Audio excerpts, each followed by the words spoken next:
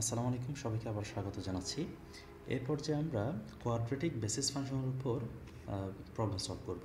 তাহলে প্রশ্ন পড়ে নেওয়া যাক। প্রশ্ন বলা হচ্ছে find the value of 0 up to 2 sin of x dx using two element quadratic approximation. Two element, তাহলে আমাকে দুইটার এলিমেন্ট নিতে হবে। সেই জন্য অনেকে যে জায়গায় ভুল করবে আমি সেটা একটু ধরিয়ে দিই।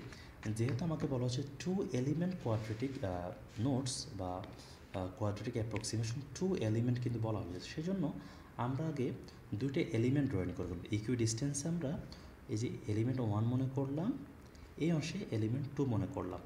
যেহেতু আমাকে এখন তো লিনিয়ার হয়েছে, তাই না? যেহেতু কোয়াড্রেটিক বলা হয়েছে, আমি ঠিক তাদের মধ্যখানে আরেকটি বিন্দু নিয়ে নেব। অর্থাৎ এদের মধ্যখানে একটা বিন্দু নিয়ে নিলাম, এদের মধ্যখানে ঠিক আরেকটি বিন্দু নিয়ে নিলাম। এখন আমি এগুলিকে নাম্বারিং করে ফেলি। এগুলি কিন্তু নোড নাম্বার, এগুলি কিন্তু এক্সের মান নয়, অর্থাৎ এগুলো হচ্ছে নোড নাম্বার। এখন আমাকে প্রশ্নের মধ্যে বলছে 0 থেকে 2, অর্থাৎ এই অংশে এক্সের মান হচ্ছে 0। প্রাথমিকভাবে এই অংশে এক্সের মান হচ্ছে 2। এখন অনেকের মধ্যে যেটা সমস্যা হতে পারে সেটি হচ্ছে প্রতিটা অংশে নোড যেখানে রয়েছে সেখানে এক্সের মান কী কী হতে পারে।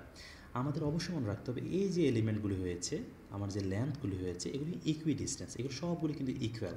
আচ্ছা, আমি মনে করলাম এই অংশটা হচ্ছে স্মল এল, আপাতত এই অংশটা স্মল এল, তাহলে আমি কি বলতে পারি না small L plus small L plus small L plus small L is equal two upper limit minus lower limit? অবশ্যই আমি এই অংশটুকু বলতে পারি। এখন এই অংশে 4l ইজ ইকুয়াল টু 2 হয়, অর্থাৎ l ইজ ইকুয়াল টু 2/4, অর্থাৎ 0.5 কিন্তু হয়। যেহেতু এল এর মান 0.5 হচ্ছে, তাহলে আমরা প্রথমটার সাথে যদি এল যদি যুক্ত করে দিই, আমরা এই অংশে এক্সের মান পেয়ে যাবো। অর্থাৎ এই অংশে এক্সের মান চলে আসবে 0.5, আর এই অংশে এক্সের মান কত আসবে? অবশ্যই 1 হবে, 0.5 করে বৃদ্ধি পেতে থাকবে। এই অংশে এক্সের মান 1.5 হবে, এর সাথে 5 যোগ করলে কিন্তু 2 হয়ে গেছে। অর্থাৎ এখানে কিন্তু অমীমাংসিত কোনো বিষয় থাকবে না, ইকুয়ালি কিন্তু মিলে যাবে। এখন আমাকে বলা হচ্ছে টু এলিমেন্ট কোয়াড্রেটিক অ্যাপ্রক্সিমেশন, অর্থাৎ কোয়াড্রেটিক এলিমেন্টের সাজ হিসাব করতে হবে। সেজন্য আমরা প্রথমত within element, that's it, quadratic element 1, আমরা এই অংশে যখন যাব, এই অংশে আমার x1 এর মান কত থাকবে? অবশ্যই x1 এর মান হচ্ছে 0, এবং x2 এর মান কত থাকবে? 0.5, এবং আমরা যদি দেখি নিশ্চয় সবাই বুঝতে পারছি x3 এর মান হচ্ছে 1। যেহেতু x1 x2 x3 এর মান জানি, আমরা এও জানি প্রতিটা অংশে এই যে L1 জিটা এর মান আমরা কিন্তু জানি, L2 জিটা এর মান আমরা জানি, L3 জিটা এর মান আমরা জানি। নিশ্চয় সবাই মনে করতেছে সেটা হচ্ছে এই যে জিটা/2, জিটা -1 ছিল, 1 মাইনাস জিটা স্কোয়ার ছিল, এবং জিটা/2 জিটা +1 ছিল।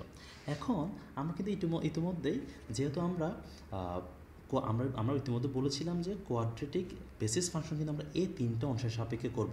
হ্যাঁ, আমি অনেকভাবে সলভ করতে পারি, কিন্তু হিসাবের সুবিধার্থে জটিলতা পরিহার করার জন্য আমরা এই তিনটা দিয়ে করব। সেই জন্য এখন আমরা কিন্তু এক্স ইজ ইকুয়াল টু যে x1 L1 জিটা, অর্থাৎ x1 এবং লিনিয়ার কম্বিনেশনে প্রকাশ করা যায় ক্ষেত্রে x2 L2 জিটা, হ্যাঁ, x3 L3 জিটা কিন্তু এখানে লেখা যাবে।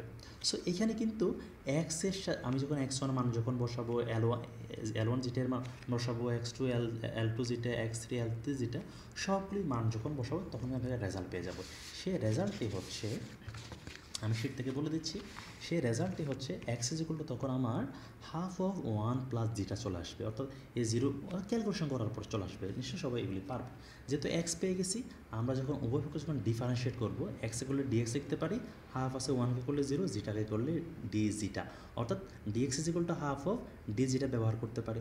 এখন অনেকের মনে প্রশ্ন আসতে পারে ডিএক্স কেন নির্ণয় করলাম? কারণ আমার প্রশ্নের মধ্যে এই যে ডিএক্স কিন্তু এখানে প্রশ্নের মধ্যে উল্লেখ আছে, সেই জন্য আমি ডিএক্সের মানটা বের করে ফেললাম। তাহলে এটি হচ্ছে প্রথম কাজ, অর্থাৎ প্রথম কাজ হচ্ছে x1 x2 x3 এগুলোর সাপেক্ষে এই যে সম্পর্কটি, এটি ব্যবহার করে কিন্তু এক্সের একটা মান নির্ণয় করা, সেই এক্স থেকে ডিএক্সের মান নির্ণয় করা। অতঃপর আমার প্রশ্নের মধ্যে কিন্তু এই যে একটা ফাংশন দেওয়া আছে, এটি হচ্ছে আমার ইউ অফ এক্স। সো আমরা বলতে পারি প্রশ্নের মধ্যে কিন্তু U of X is equal to কিন্তু সাইন অফ এক্স দেওয়া আছে। যেহেতু সাইন অফ এক্স দেওয়া আছে, নিশ্চয়ই এখান থেকে আমরা এই অংশে কিন্তু ইউ ওয়ান বের করতে পারবো। অর্থাৎ এই যে ইউ, এই যে এক্সের জায়গায় আমরা একবার এক্স ওয়ানের মান বসাবো, অর্থাৎ 0 বসাবো, একটা রেজাল্ট আসবে। ইউ অফ টু, অর্থাৎ এই যে এক্সের জায়গায় আমরা একবার 0.5 বসাবো, অর্থাৎ 0.5 বসালে আরেকটা রেজাল্ট আসবে। এটা হচ্ছে সাইন অফ 0, এটা হচ্ছে সাইন অফ 0.5। আমরা ইউ থ্রি বলতে কী বুঝছি? অবশ্যই নিঃসন্দেহে সবাই বুঝতে পারছি এক্স ইজ ইকুয়াল টু কেন 1 যদি বসায় সাইন অফ 1, তিনটা অংশে কিন্তু তিনটা রেজাল্ট আসবে, এটা কিন্তু 0। এখন আমরা U one, U two, U three পেয়ে গেলাম। U one, U two, U three যখন আমরা পেয়ে যাই এইভাবে করে, আমরা কিন্তু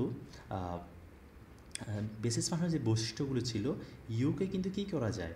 ইউকে আমার বেসিস ফাংশনের লিনিয়ার কম্বিনেশন আকারে কিন্তু প্রকাশ করা যাবে, এটা সবাই জানি। ইতিমধ্যে আমরা এরকম লিনিয়ার ক্ষেত্রে ম্যাথ করেছি। So U three L three আমরা কিন্তু যেটা বলতে পারি, এখন এই অংশটা যেহেতু আমার কী ছিল, আমার ছিল সাইন অফ এক্স।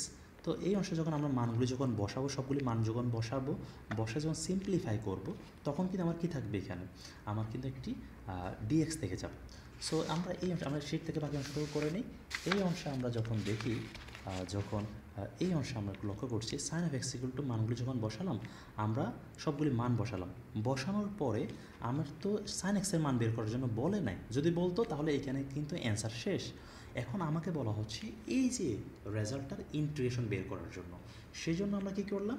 আমরা এই অংশে ইন্টিগ্রেশন করলাম।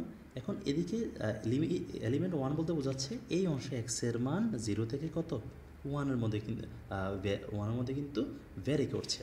এখন এই যে আমরা যেহেতু ডান পাশে কিন্তু জিটা রয়েছে, আমরা জানি জিটার মান -1 থেকে 1, তাহলে আমার কী হলো? এই যে ডিএক্স, আমরা এই সাইন এক্সের পরিবর্তে যে রেজাল্টটুকু ছিল, এই যে রেজাল্টটা, সেটা কিন্তু এখানে বসা দিলাম, এতটুকুতে বসা দিলাম, এবং ডিএক্সের পরিবর্তে এইখানে যে আমরা ডিএক্সের মান নির্ণয় করলাম সেটি বসিয়ে দিলাম। এখন আমরা চাইলে এটাকে ম্যানুয়ালি হিসাব করতে পারি, কিংবা ক্যালকুলেটর সাহায্যে যদি আমরা সলভ করে দিই, তাহলে কিন্তু রেজাল্ট চলে আসবে। যেমন এরকম কিন্তু একটা রেজাল্ট চলে আসতে পারে। আমি ক্যালকুলেশন করে দেখেছিলাম এই রেজাল্টটা সঠিক নয়, হ্যাঁ, সবাই ক্যালকুলেটারে করে বা সামগ্রিকভাবে করে, এটা 0.477 কত আসতে পারে, বাই দ্য ওয়ে। সো এখন আমরা এলিমেন্ট 1-এর জন্য যেভাবে হিসাব করলাম, নিশ্চয়ই আমরা 2-এর জন্য সেমভাবে হিসাব করতে পারবো। এই ছিল বিষয়। সো এর পরবর্তীতে যখন আমাকে কোয়েশ্চেন সলভ করতে যখন বলা হয়, এর পরবর্তীতে আমরা গাউসিয়ান কোয়াড্রেচার নিয়ে কথা বলবো।